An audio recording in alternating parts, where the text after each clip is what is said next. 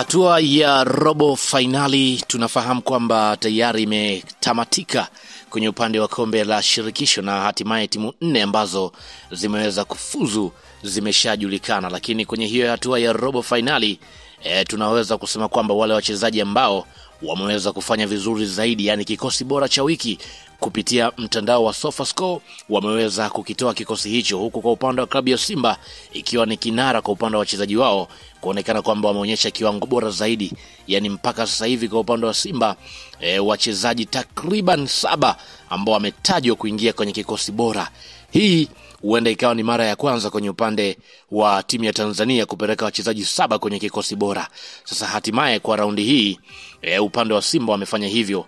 Kwa mara ya kwanza, yani robo finali ya kwanza, Elie Mpanzu pamoja na Dennis Kibu ndio ambao waliweza kuwepo kwenye kikosi bora cha wiki, lakini kwa wakati huu kwa michezo hii ya pili kwa upande wa wachezaji wa klabu ya Simba wameweza kutokea wachezaji 7. Wachezaji gani hao utakwenda kufahamu hapa, lakini kabla sijakwenda kukutajia hapa wachezaji nikukumbushe tu kwamba hii hapa ni Swahili Media. Kama bado hujaweza kusubscribe, basi nikuombe subscribe ili tuwe pamoja siku zote. Hiki ndicho kikosi kwa upande wa kombe la shirikisho, yani kikosi bora.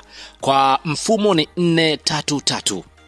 Sasa kwenye upande wa golini ametaja golikipa Moussa Kamara ambaye tunafahamu aliweza kuokoa penalty 2, lakini pia kionyesha kiwango bora kwenye upande wa dakika 90, hivyo moja kwa moja ametangazwa kuingia kwenye kikosi bora. Lakini pia beki wa pembeni kulia ni Shomari Kapombe.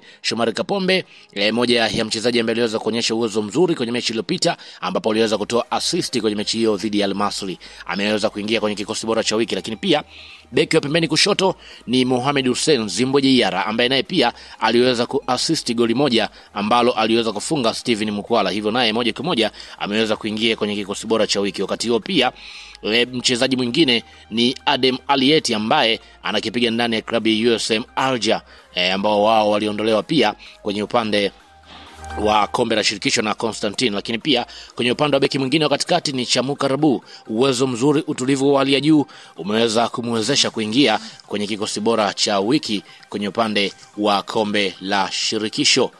Lakini pia sasa pale juu kwenye eneo la viungo watatu yupo Brahim Dibi. Brahim Dibi huyu ndani ya klabu ya Constantine, kiwango bora ambacho aliweza kukionyesha. Lakini pia mchezaji mwingine ni Mehid Mergem ambaye yeye pia anakipiga ndani ya klabu ya USM Alger, aliweza kuingia kwenye kikosi bora cha wiki. Lakini pia mchezaji mwingine ni Ayubu Ghahil kutoka ndani ya klabu ya RS Berkane, aliweza kuingia kwenye kikosi bora cha wiki. Sasa wachezaji watatu wa juu wote wanatoka ndani ya klabu ya Simba. Winga wa pembeni kulia alikuwepo Dennis Kibu baada ya uwezo mzuri ambao aliweza kuonyesha kwenye mechi hiyo. Dennis Kibu ameweza kutangazwa kuingia kulingana na kile kitu ambacho ameweza kukionyesha. Wakati huo pia Elie Mpanzu ambaye aliweza kufunga goli moja, yeye pia ameweza kuingia moja kwa moja kwenye kikosi bora cha wiki. Tunafahamu kile ambacho aliweza kukionyesha, alifunga lakini pia aliwatesa kweli kweli Al Masry. Lakini pia Steven Mukwala moja kwa moja na pia ameingia kwenye kikosi bora cha wiki ambaye tunafahamu aliweza kufunga lakini pia aliweza kuonyesha kiwango bora kwenye mchezo huo.